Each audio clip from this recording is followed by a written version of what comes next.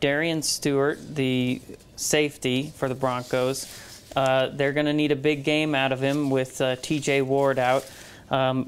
He said that this one is going to be a little personal for him with the having played well for the Ravens during the playoffs last year, and they didn't bring him back. What do you expect out of him? Do you think we see a big game, or is he going to be too amped up? I have not watched him enough in the past before he got to Denver to know how good he's going to be in this system. He has been very under the radar during training camp. He talked to us and talked a good game. They like him a lot. I think Wade Phillips will squeeze a lot out of him. I had totally forgotten that he was facing his old team.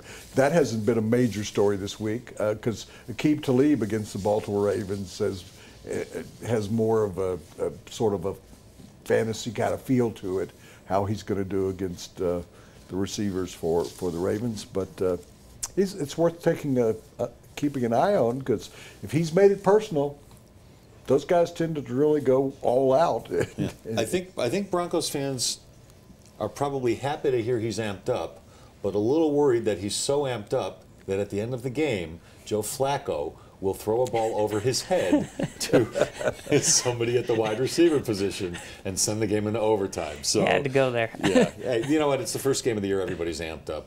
You hope that once they get on the field, the amplification comes down a little bit and they just start playing football. So I get it. He's playing his old team. They wanted him back, by the way. They did want him back. Mm-hmm. So it's not like they cut him or they traded him. So everybody's amped up the first day. Thanks, Dan.